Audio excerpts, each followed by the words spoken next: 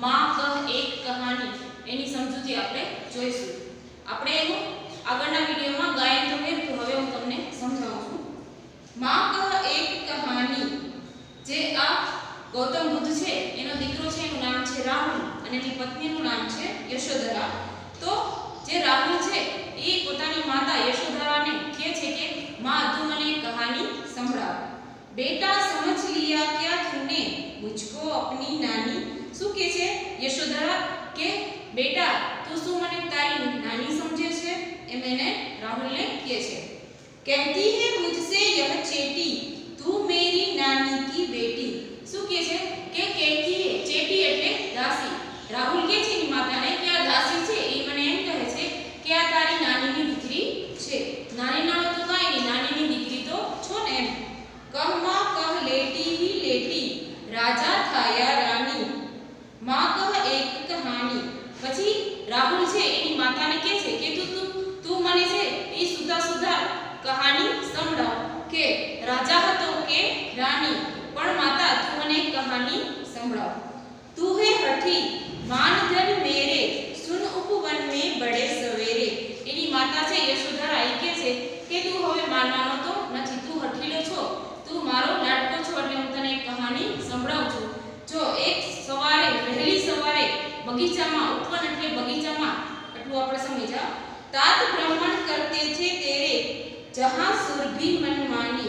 શું કહે છે યશોધરા કે વહેલી સવારે ઉપવન એટલે બગીચામાં તારા પિતાજી છે એ ભ્રમણ કરતા હતા અને એની મોજ માણી રહ્યા હતા. સુરભિ એટલે સુગંધની મોજ માણી રહ્યા હતા.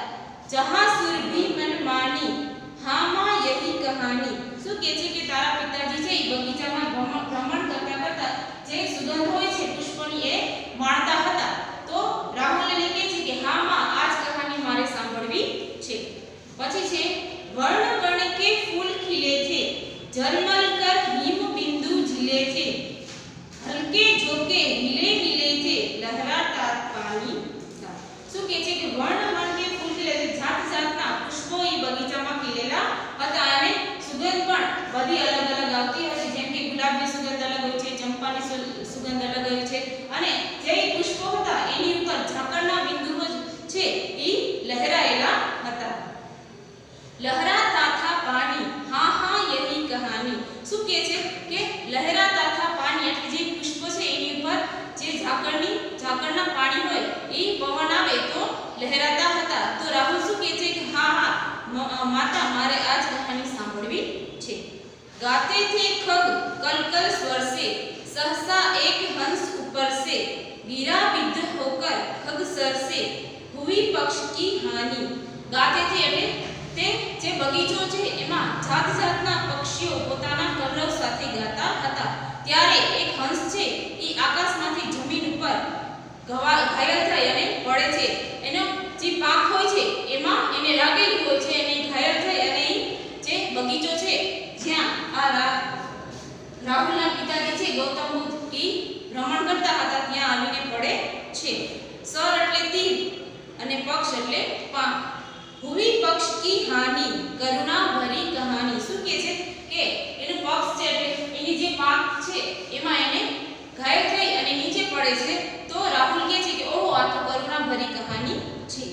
चौक उन्होंने उसे उठाया नया जन्म सा उसने पाया. આ જોઈ અને જે સિદ્ધાર્થ હતા ગૌતમ બુદ્ધ હતા એ જોઈ એને ચોકી જાય છે કે ઓહો આ તો હંસ પડ્યો છે, પક્ષી પડ્યું છે, એની પાંખ છે એ તો ઘાયલ થયેલી છે. इतने में आंखें टक आया लक्ष्य सिद्धि का मानी. એ આંખે ટક એટલે શિકારી. આ એને સિદ્ધાર્થ છે એ હંસને ઉપાડી લે છે ઘાયલ થયેલા. ત્યાં તો જે શિકારી છે પોતાનું લક્ષ્ય છે એ સાચું પડ્યું એટલે કે પોતાનું લક્ષ્ય એને જે છે એ તીર માર્યું તો એ હંસને લાગી ગયો અને હંસ નીચે પડ્યો. તો એ શિકારી છે પોતાનો શિકાર લેવા માટે આવે છે.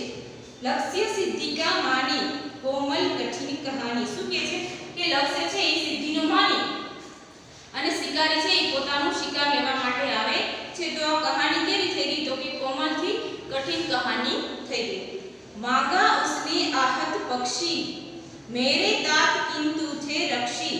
શું કહે છે કે એને જ્યાં ઘાયલ થયેલું પક્ષી છે, आहत એટલે ચોટ ખાયા હુઆ પક્ષી, એ શિકાર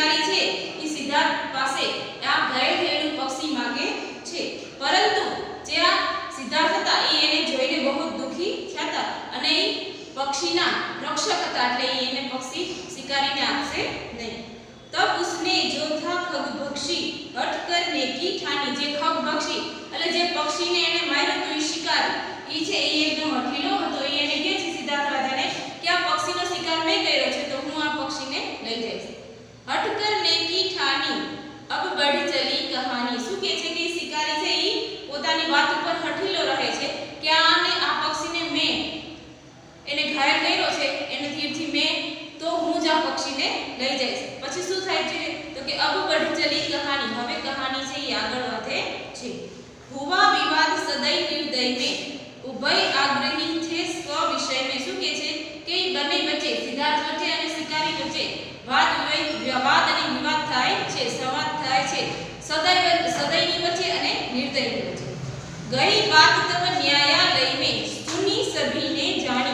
તો આ બે વચ્ચે જે વાદ વિવાદ થાય છે સિદ્ધાર્થ રાજા કહે છે કે હું તને આ પક્ષી આપીશ નહીં અને જે ઓલો આખેડા શિકારી હોય છે એ એમ કહે છે કે હું આ પક્ષી લઈને જઈશ.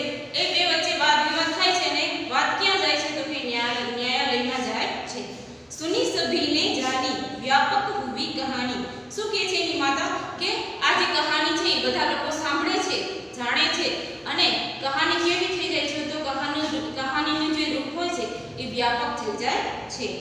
राहुल तुम निर्णय कर इसका न्याय पक्ष लेता है किसका कह दे निर्भय जय हो जिसका सुन लूं तेरी वाणी. राहुल ने के છે માતા કે રાહુલ હવે તું આ કહાનીનો નિર્ણય કર કે રાજા છે એના પક્ષમાં ન્યાય જાવો જોઈએ કે શિકારીના પક્ષમાં ન્યાય જાવો જોઈએ. એમ કહી એની માતા યશોધરા છે એ રાહુલને કહે છે કે હવે તારે નિર્ણય કરવાનો છે કે તારી વાણી હું સાંભળવા માંગુ છું કે આ બેમાંથી કોને ન્યાય મળવો જોઈએ.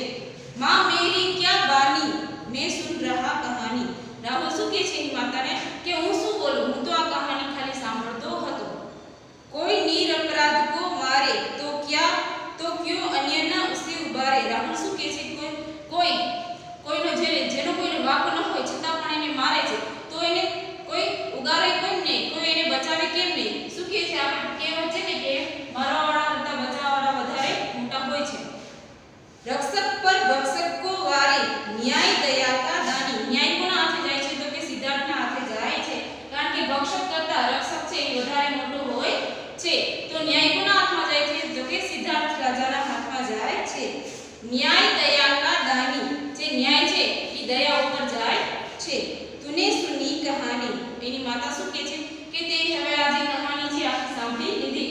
ત્યાં જે પક્ષી છે એને રાજા સિદ્ધાર્થ બતાવે છે તો ન્યાય કોના પક્ષમાં જાય છે તો કે રાજા સિદ્ધાર્થના. અને માતા અને પુત્ર વચ્ચે જે કહાની છે એ પૂર્ણ થાય છે અને ન્યાય છે એ દયાના હાથમાં જાય છે. એટલે જે રક્ષક હોય છે રક્ષકના પૂજારી હોય છે એના હાથમાં ન્યાય જાય છે. તો વિદ્યાર્થી મિત્રો હવે આ કવિ આપણે સમજી લીધું. હવે એના આપણે શબ્દાર્થ થોડા સમજીશું. તો શબ્દાર્થમાં પહેલો શબ્દ છે સુરભી. સુરભી એટલે સુગંધ. પછી છે જલમલ. જલમલ એટલે ચમક. પછી છે સર એટલે તીર. પછી છે પક્ષ. પક્ષ એટલે પાંખ. પક્ષીની જેમ પાંખ હોય એને પક્ષ કહેવાય. પછી છે આખેટક. મેં હમણાં તમને કવિએ સમજાવતા કીધું હતું કે જે શિકારી હોય એને આખેટક કહેવાય. તો આખેટક એટલે શિકારી. આહાત. આહાત એટલે ચોટ ખાયા હુઆ. બરાબર જે પક્ષીને અથવા કોઈને પણ ચોટ લાગી હોય ઘાયલ થયેલ હોય એને કહેવાય આહાત. તો વિદ્યાર્થી મિત્રો આ શબ્દ છે તમારે સ્ટેટમેન્ટમાં લખવાના છે. અભ્યાસ અને સ્વાધ્યાય તમને PDF દ્વારા મળી જશે.